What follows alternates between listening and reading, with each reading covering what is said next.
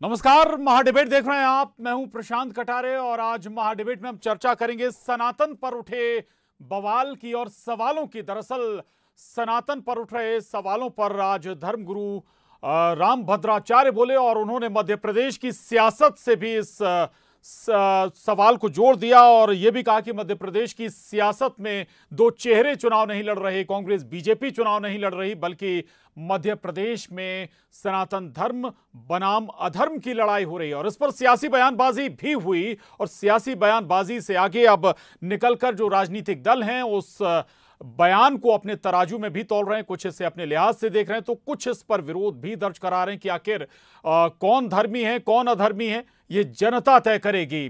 चर्चा करेंगे हम, लेकिन उससे पहले आपको एक रिपोर्ट दिखाते हैं।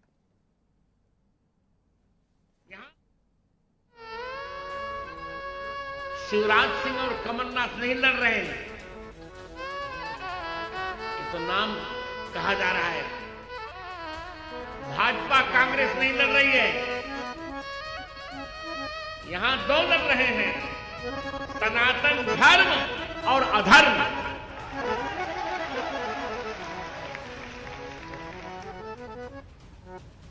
और हमें देखना है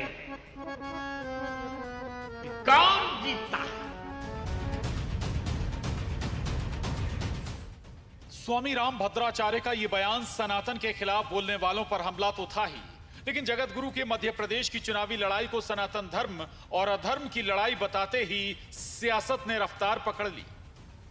इंदौर पहुंचे योगी आदित्यनाथ ने सनातन को राष्ट्र धर्म बताया, तो पंडित प्रदीप मिश्रा ने सनातन की मजबूती के लिए संतों की राजनीति में उतरने की वकालत कर दी।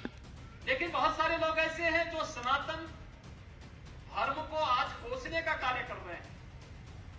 वे भारत के अंदर रहते हैं, वे भारत के अंदर रह करके भारत के मूल्यों पर, भारत के आदर्शों पर, भारत के सिद्धांतों पर प्रहार करने में जब भी उन्हें मौका मिलता है कोई अवसर चूकते नहीं है। हर कालखंड में हुआ है, ऐसा नहीं कि पहली बार हो रहा हो। अगर संत राजनीति के अंतर्गत आएंगे तो हमारा सनातन धर्म और मजबूत होगा, पर मूल है कि वो राष्ट्र हित की बात करें, केवल अपना एक मठ तैयार करने की बात नहीं या जमीन को लेने की बात नहीं, संपूर्ण राष्ट्र को एक प्रेरणा देने की बात करें, तो फिर संत राजनीति के अंतर्गत आए। पूर्व में कई संत राजनीति में आए जिन्होंने केवल अपना ही भरण पोषण करा और राजनेता बनकर वो अपना ही एक पेट भरते रहे और जनमानस को कुछ ना दे रहे। रामभद्राचार्य के बयान को बीजेपी सनातन को दी जा रही चुनौती पर संत का चिंतन बताती है, तो कांग्रेस विधायक और पूर्व मंत्री पीसी शर्मा जगत गुरु के बयान को धर्म की बात मानने से ही इनकार करते हैं। महामंडलेश्वर जी हैं, अगर उन्होंने बहुत कुछ कहा होगा तो बहुत बड़ी बात वो कह रहे हैं, क्योंकि जिस प्रकार से सनातन धर्म को ही चुनौतियां दी जा रही है और कर्नाटक से अगर अनुगुंज उठती है कि मलेरिया है, डेंगू है, मच्छर है, समाप्त कर देंगे, नेस्त नाबूद कर देंगे, तो चिंतन हमारा नहीं, चिंतन महामंडलेश्वर जी का है। मैं समझता महामंडलेश्वर जी ने बहुत सोच समझ के बताया होगा। ये कुछ भी कहें वो, लेकिन ये लड़ाई महंगाई और बेरोजगारी की है और भ्रष्टाचार की है। भ्रष्टाचार जो 50% चल रहा है मध्य प्रदेश में, कंठ तक डूबे हुए हैं भ्रष्टाचार में, उसकी है। और एक हमारे यहाँ कहावत है कि भूखे पेट न होई भजन गोपाला, तो गोपाल के भजन करने के लिए पेट लोगों का भरा हो, इसलिए ये महंगाई कम हो और लोगों को रोजगार मिले, ये सनातन धर्म की ओर और अग्रसर होंगे लोग, ज़्यादा धार्मिक होंगे। सनातन पर तमिलनाडु के सीएम स्टालिन के बेटे उदयनिधि के बयान पर दक्षिण से लेकर उत्तर तक उबाल है। क्या सियासत, क्या संत, सभी के सवाल हैं, लेकिन जवाब आ नहीं रहा, सो विवाद भी थम नहीं रहा, या कहें सियासत इसे थमने ही नहीं देना चाहती। Bureau report, news 18, Madhya Pradesh, Chhattisgarh.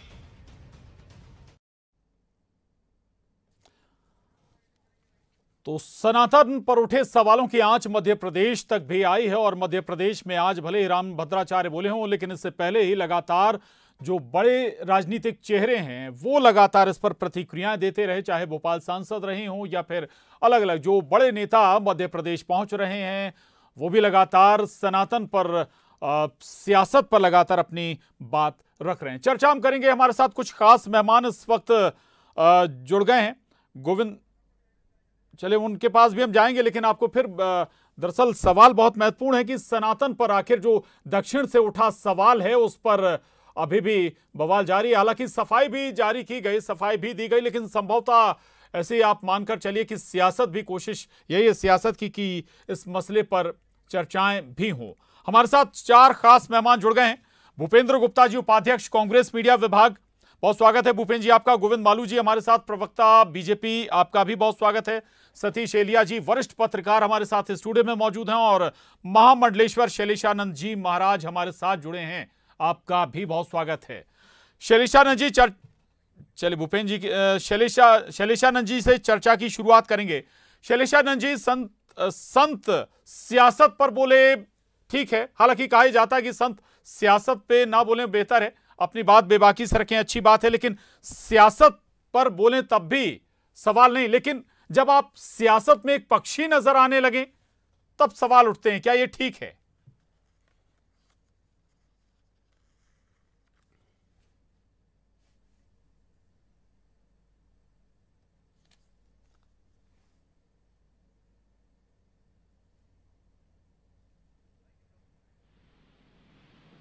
राजनेता है, उनको नीति के ऊपर चलने के लिए हम लोग प्रेरित करें। और जब अंततोगत्वा यदि लगता है कि राजनीति के हाथ से बात निकल रही है, तब जाकर के संत अपने हाथ के अंदर सत्ता लेता है, और उसको भी तब तक ही लेता है जब तक कि वो नियमन के रूप में हो जाए, वो बिल्कुल राइट फॉर्मेट में आ जाए और समाज के अंदर न्याय व्यवस्था लागू हो जाए और राज्य का विकास हो जाए। अन्यथा संत का राजनीति के अंदर प्रत्यक्ष उतरना उचित मैं नहीं मानता। उसे एक सलाहकार के रूप में, नीति निर्धारक के रूप में और साथ में ही दंड निर्धारक के रूप में उसे अपनी भूमिका निभानी चाहिए। बिल्कुल, बड़ी बात आपने कही है और बात को आगे बढ़ाऊंगा। मैं गोविंद मालू जी के पास जाऊंगा। गोविंद मालू जी, ऐसे बयानों के जरिए या फिर हम कहें कि बड़े संतों के माध्यम से क्या आप लोग सियासत को इन्फ्लुएंस नहीं कर रहे, प्रभावित नहीं कर रहे हैं आप?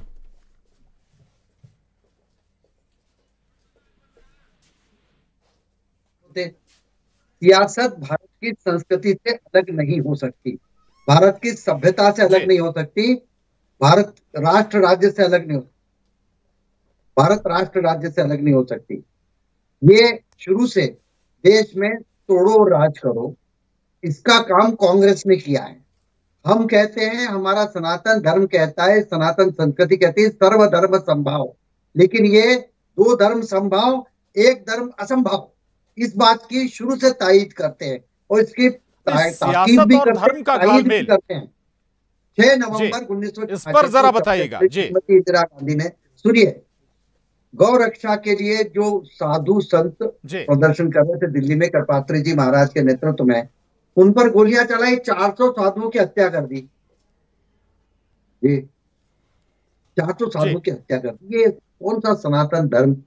ये सनातन धर्म के विरोधी लोग हैं, रहे हैं, जो 70 साल तक देश पर राज किया। आज इंडिया गठबंधन के माध्यम से वो वोट बैंक की राजनीति करते हैं।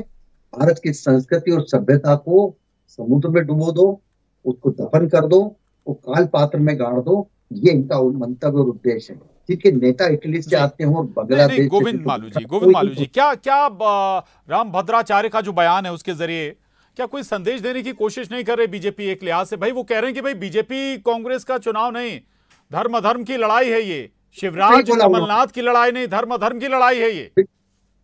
जी बिल्कुल सही बोला, बिल्कुल सही बोला उन्होंने। मिल रही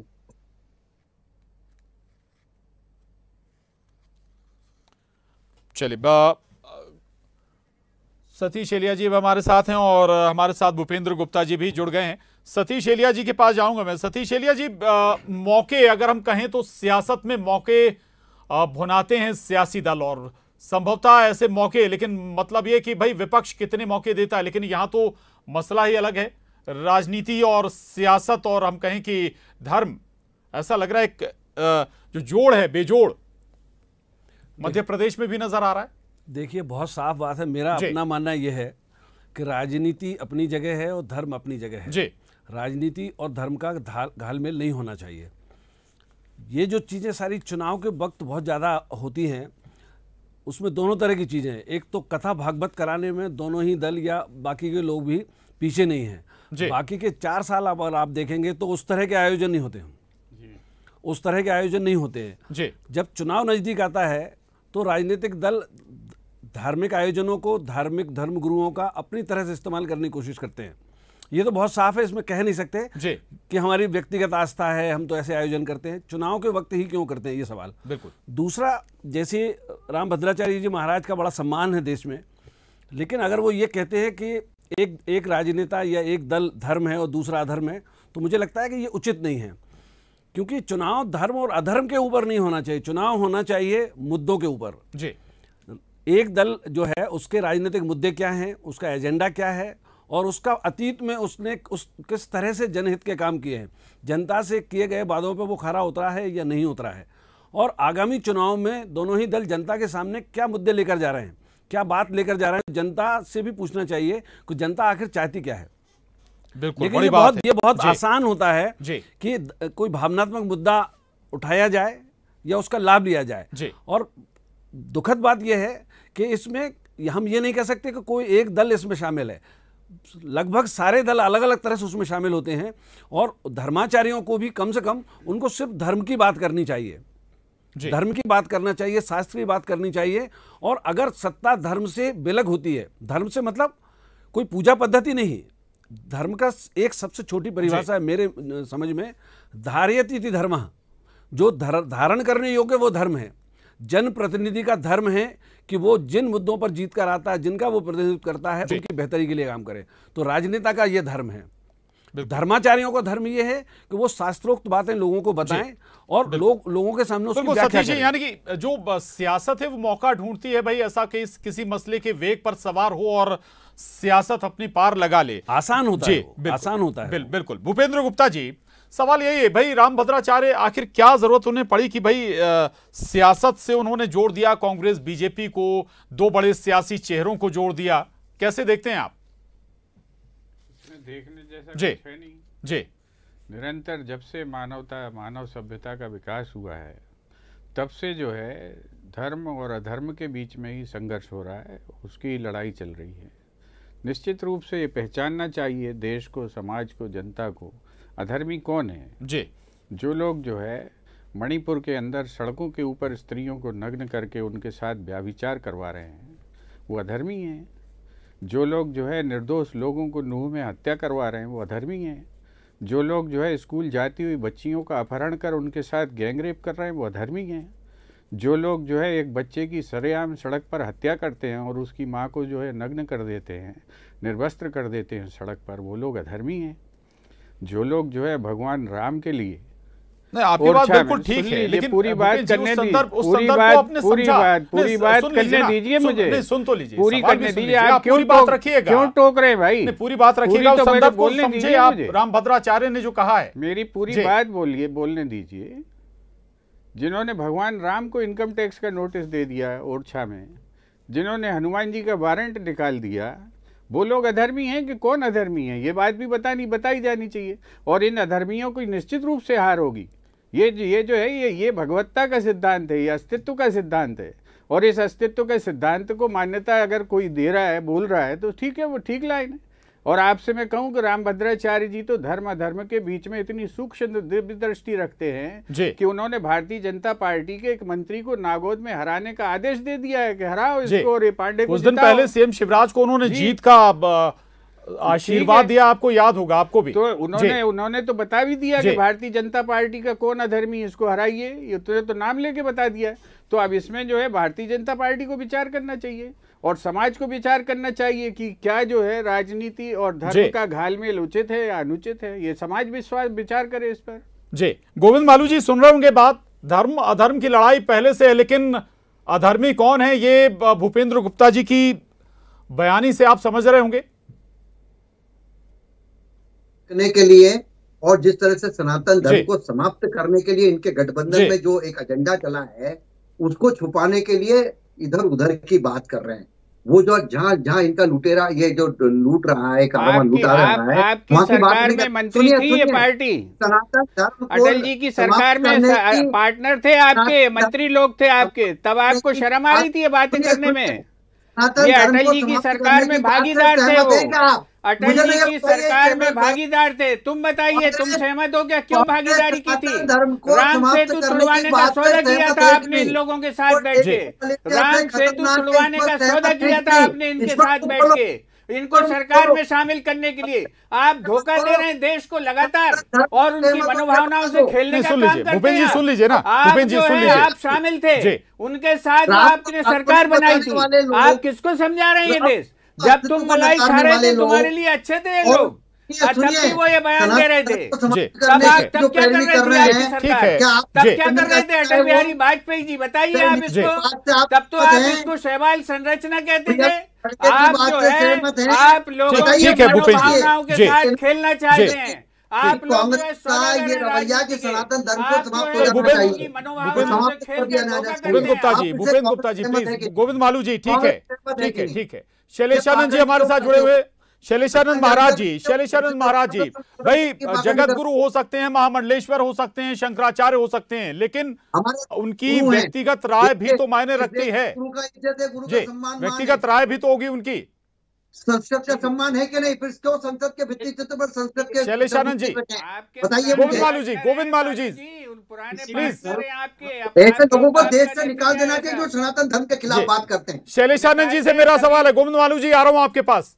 शैलेशानंद जी से सवाल है मेरा, संतों की भी तो अपनी राय होगी। जी बिल्कुल है जी, दल के अंदर धार्मिक अधार्मिक व्यक्ति भी है। हम प्रत्येक दल के अंदर कोई ये नहीं देखते कि ये पक्ष जो है वो धर्म का है, ये पक्ष अधर्म का है, हम इससे असहमत है। हमें मालूम है कि हमारे प्रत्येक दल के अंदर इस प्रकार के शिष्य हैं, इस प्रकार के धर्मालु हैं जो कि धर्म की नीति के ऊपर चल करके अपनी राज्य नीति करते हैं। राजनीति और राजनीति का भेद वो जानते हैं, जो सेवा भाविता के अंदर चलते हैं, जो परस्पर मतभेद या परस्पर विद्वेष को अपनी भाषा ही असहिष्णुता में नहीं लाते हैं। उनका जो आवरण है वही आचरण को भी फॉलो करता है, उसका अनुसरण करता है। तो इसका मतलब स्पष्ट है कि यदि हम संत हैं तो हमारी भी अपनी पसंद है, वो पसंद किसी सिर्फ और सिर्फ संप्रदाय आधारित नहीं है। धर्म का तात्पर्य हमारे के हिंदू मुस्लिम सिख ईसाई से नहीं है।